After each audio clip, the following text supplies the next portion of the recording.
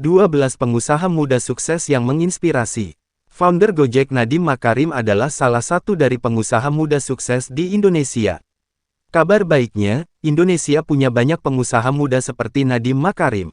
Buat kamu yang sedang atau akan merintis usaha, yuk kita simak kisah bisnis para pengusaha muda Indonesia. Harapannya, kamu akan terinspirasi dan tergerak memanfaatkan kecanggihan teknologi untuk merintis bisnis yang bermanfaat bagi Indonesia. 1. Amanda Kole. Amanda Kole merupakan pendiri Sayur Box, sebuah platform yang membantu petani menjual hasil panennya kepada konsumen sehingga memotong harga tengkulak. Sayur Box berhasil menjadi platform pemasaran bagi para petani. Lebih menariknya lagi, dengan memanfaatkan Sayur Box, petani bisa menjangkau konsumen akhir dengan jangkauan area yang lebih luas. Sayur Box sudah bermitra dengan lebih dari 300 perkebunan dan melayani lebih dari 50.000 pelanggan. Berkat ide tersebut, Amanda berhasil mendapatkan pendanaan sekitar $2 juta dari Seedster Jakarta. 2. James Pranoto. James Prananto bersama Edward Tirtanata adalah pendiri Kopi Kenangan. Bisnis kopi susu kekinian ini sudah tersebar di kota-kota besar di Indonesia. Salah satu keunggulan Kopi Kenangan yang jarang dibahas adalah kemampuan bisnis tersebut memanfaatkan teknologi. Praktik pemakaian teknologi yang paling mencolok adalah aplikasi Kopi Kenangan. Aplikasi yang bisa diunduh di Play Store atau App Store itu memungkinkan Kopi Kenangan menjaga loyalitas pelanggan setianya.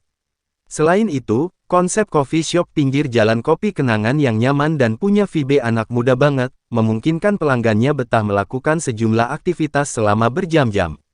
Kombinasi layanan teknologi, rasa kopi, dan coffee shop yang dimiliki menjadikan Kopi Kenangan sebagai brand kopi yang mudah diingat serta melekat di kalangan anak muda.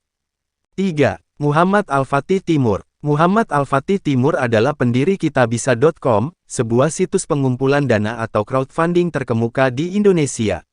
Pada masa pandemi COVID-19, Kitabisa merupakan salah satu platform crowdfunding yang banyak menyalurkan donasi pada masyarakat terdampak pandemi. Kesuksesan Kitabisa sebagai platform donasi tidak bisa lepas dari kemampuan praktik digital marketing pihak manajemen, transparansi dana, dan jasanya selama masa pandemi COVID-19. Karena itulah, kita bisa dipercaya berbagai institusi bisnis non-bisnis dalam aktivitas donasi.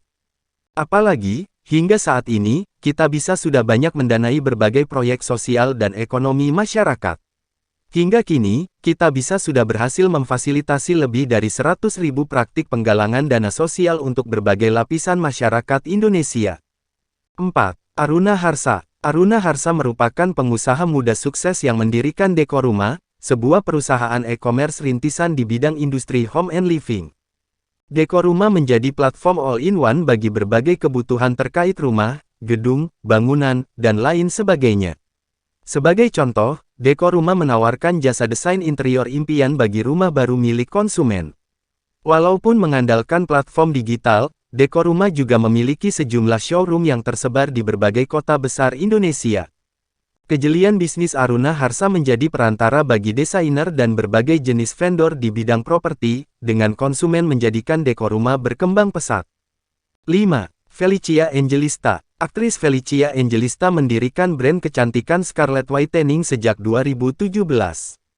Kini, produknya pun sudah semakin banyak, seperti serum, toner, moisturizer, masker, hingga sabun. Bahkan, bisnis Felicia juga menjadi salah satu brand favorit di Indonesia.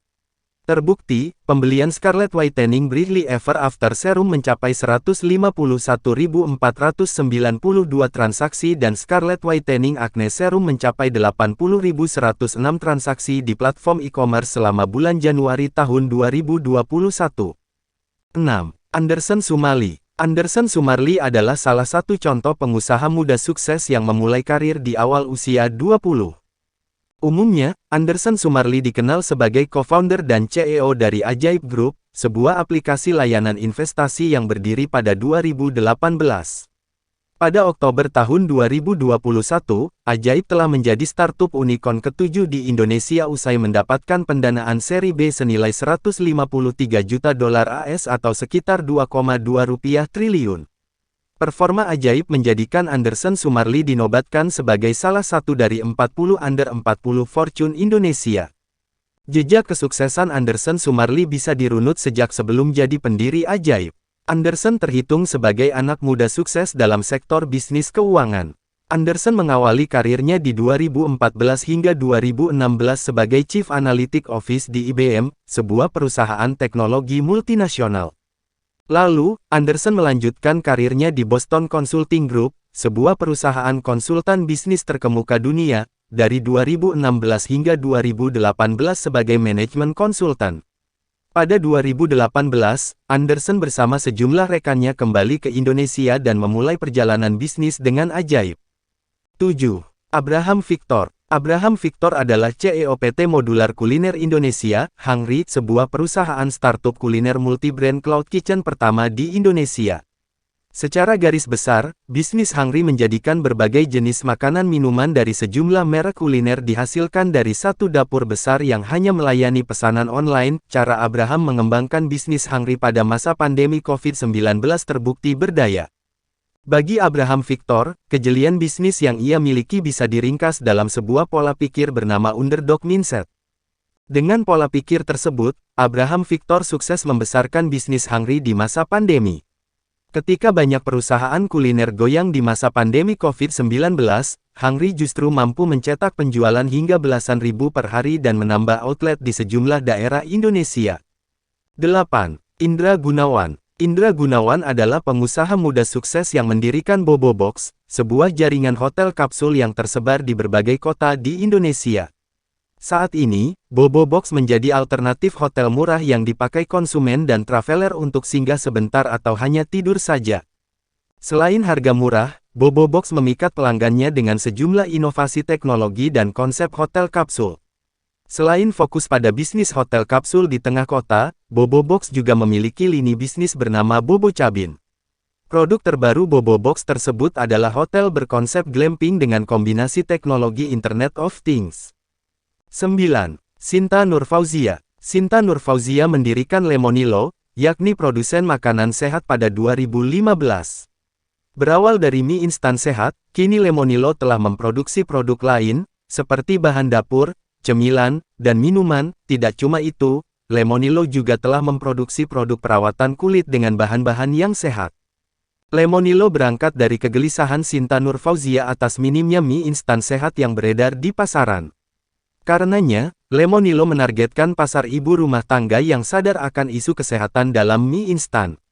Apalagi, ceruk pasar dalam mie instan sehat masih luas dan minim kompetitor, Sinta Nurfauzia berhasil menjadikan Lemonilo makin berkembang.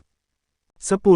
Randi Kartadinata. Randi Kartadinata adalah pendiri startup kuliner bernama Mangkoku. Usaha rintisan Mangkoku berdiri di 2019 berkat kolaborasi Randi Kartadinata bersama Chef Arnold Purnomo, Kaesang Pangarep, dan Gibran Rakabuming.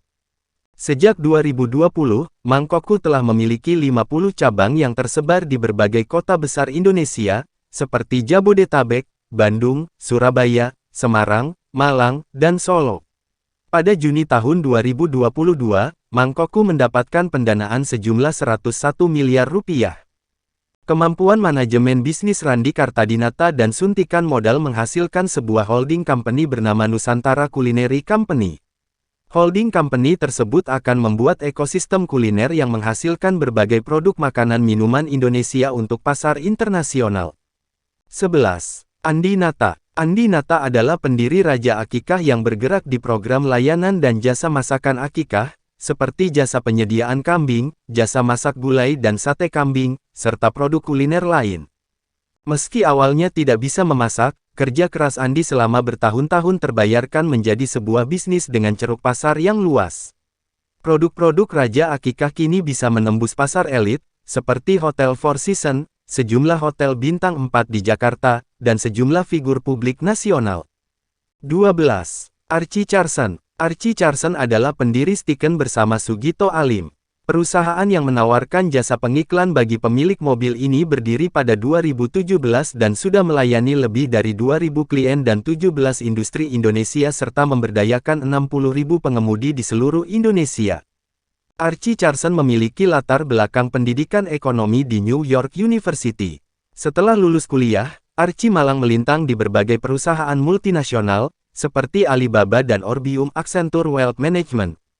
Dengan modal pengalaman bekerja di perusahaan multinasional, Archie Carson pun kembali ke Indonesia, berkumpul dengan teman-temannya, dan mendirikan Stiken. Sebagai biro iklan, Stiken memberikan inovasi layanan pemasaran non-digital. Kalau kamu sering melihat iklan yang diletakkan di kaca bagian belakang mobil pribadi, maka bisa jadi kamu sedang melihat produk Stiken. Itulah beberapa kisah sukses pengusaha muda Indonesia yang bisa menginspirasimu untuk memulai usaha rintisan dengan memanfaatkan kecanggihan teknologi.